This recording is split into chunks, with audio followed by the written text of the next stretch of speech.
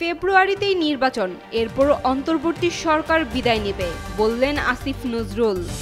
আন্তর্জাতিক মানের ভোট করতে ৫৬ কোটি টাকা দেবে ইইউ। স্থানীয় সরকার নির্বাচনে থাকছে না দলীয় প্রতীক, অধ্যাদেশ জারি। সংবিধানে জুলাই সনদকে প্রাধান্য দিলে খারাপ নজির হবে বললেন সালাউদ্দিন আহমেদ। জাফলংয়ের পাথর লুটের ঘটনায় ১৫০ জনের বিরুদ্ধে মামলা। সাগরে নিম্নচাপ, আগামী ২৪ ঘন্টায় সারা দেশে বৃষ্টির সম্ভাবনা। যুদ্ধবিরতি প্রস্তাব মেনে নিয়েছে হামাস, যুদ্ধ চালিয়ে যাওয়ার ইঙ্গিত ইসরায়েলের।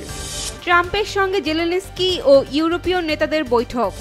ভারতের ওপর থেকে বাণিজ্য নিষেধাজ্ঞা প্রত্যাহার করল চীন। ক্রিকেটারদের সঙ্গে বিসিবি সভাপতির বৈঠক। নির্বাচন নিয়ে সরকার দৃঢ় প্রতিজ্ঞ উল্লেখ করে আইন উপদেষ্টা অধ্যাপক আসিফ নজরুল বলেছেন, আগামী ফেব্রুয়ারিতেই জাতীয় নির্বাচন অনুষ্ঠিত হবে, এরপর অন্তর্বর্তী সরকার বিদায় নেবে। মঙ্গলবার সচিবালয়ে সাংবাদিকদের এক প্রশ্নের জবাবে তিনি একথা বলেন।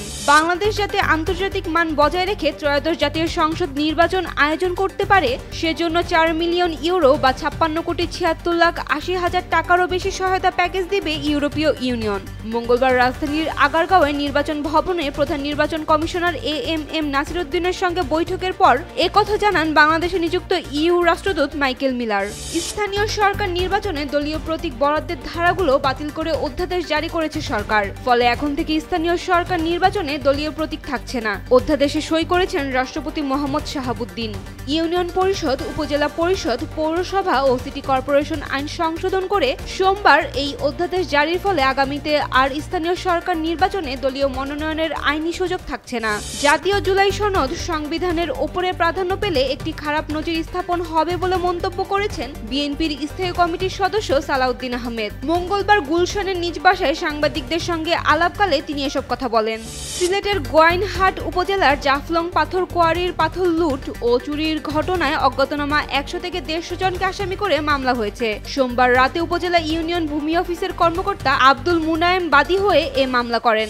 দেশের সব বিভাগে আগামী ২৪ ঘন্টায় বৃষ্টি হতে পারে, সেই সঙ্গে দিনের তাপমাত্রা কমার সম্ভাবনা রয়েছে বলে জানিয়েছে আবহাওয়া অধিদপ্তর। মঙ্গলবার সকাল ৯টা থেকে পরবর্তী ২৪ ঘন্টার পূর্বাভাসে বলা হয়েছে, রংপুর, খুলনা, বরিশাল, চট্টগ্রাম ও সিলেট বিভাগের অনেক জায়গায় এবং রাজশাহী, ঢাকা ও ময়মনসিংহ বিভাগের কিছু কিছু জায়গায় অস্থায়ীভাবে দমকা হাওয়া সহ হালকা থেকে মাঝারি ধরনের বৃষ্টি বা বজ্রবৃষ্টি হতে পারে। গাজা যুদ্ধবিরতির সর্বশেষ প্রস্তাব মেনে নিয়েছে হামাস। পাশাপাশি তারা যুদ্ধের ইতি টানতে আলোচনা শুরু করতেও প্রস্তুত। ফিলিস্তিনের স্বাধীনতাকামী সংগঠনটি মধ্যস্থতাকারীদের এমনটাই জানিয়েছে। এদিকে গাজায় ইসরায়েল যুদ্ধ শুরু করার পর থেকে এই পর্যন্ত ৬২,০০০-এরও বেশি ফিলিস্তিনি নিহত হয়েছেন। ইসরায়েলের হামলায় ব্যাপকভাবে ফিলিস্তিনি নারী, পুরুষ নিহত হওয়ার পাশাপাশি দেশটির চাপিয়ে দেওয়া অনাহারেও কেউ কেউ মারা যাচ্ছেন। এর মধ্যে ব্যাপক হারে বাস্তুচ্যুতির নতুন হুমকি তৈরি করেছে ইসরায়েল। ইউক্রেন যুদ্ধ বন্ধে ভলোদিমির জেলেনস্কি ও ইউরোপের নেতাদের সাথে দিনভর কয়েক দফায় বৈঠক করেছেন যুক্তরাষ্ট্রের প্রেসিডেন্ট ডোনাল্ড ট্রাম্প। বৈঠক শেষে প্রেসিডেন্ট ট্রাম্প জানিয়েছেন, তিনি রাশিয়ান প্রেসিডেন্ট ভ্লাদিমির পুতিন ও ইউক্রেনের প্রেসিডেন্টের মধ্যে বৈঠক আয়োজনের উদ্যোগ নিয়েছেন। জেলেনস্কি ও ইউরোপীয় নেতাদের সাথে গুরুত্বপূর্ণ ওই বৈঠকের মধ্যেই প্রেসিডেন্ট ট্রাম্প টেলিফোনে কথা বলেন পুতিনের সাথে। যুক্তরাষ্ট্রের ঘোষিত ৫০% শুল্ক নিয়ে অস্থিরতার মধ্যেই ভারতের ওপর থেকে এবার সার, রেয়ার আর্থ ম্যাগনেট ও দুষ্প্রাপ্য খনিজ ধাতু এবং সুড়ঙ্গ খোঁড়ার মেশিন রফতানি বন্ধের নিষেধাজ্ঞা প্রত্যাহার করে নিল চীন। সোমবার দুই দেশের পররাষ্ট্রমন্ত্রীর মধ্যে আলোচনায় চীনের পররাষ্ট্রমন্ত্রী ওয়াং ই ভারতকে আশ্বস্ত করে জানান, ভারতের আর্জি অনুযায়ী বেইজিং কর্তৃপক্ষ নিষেধাজ্ঞা তুলে নিতে পদক্ষেপ শুরু করেছে। এশিয়া কাপকে সামনে রেখে জাতীয় দলের ক্রিকেটারদের সঙ্গে বৈঠক করলেন বিসিবি সভাপতি আমিনুল ইসলাম বুলবুল। রাজধানীর এক ৫ তারকা হোটেলে অনুষ্ঠিত এই বৈঠকে উপস্থিত ছিলেন চুক্তিবদ্ধ ক্রিকেটার, বোর্ড পরিচালক, কোচিং স্টাফ ও মেডিকেল বিভাগের কর্মকর্তারা। উইকেট, ভেন্যু, চিকিৎসা সেবা থেকে শুরু করে সামাজিক যোগাযোগ মাধ্যম ব্যবহার নিয়েও বিস্তর আলোচনা হয় সেখানে।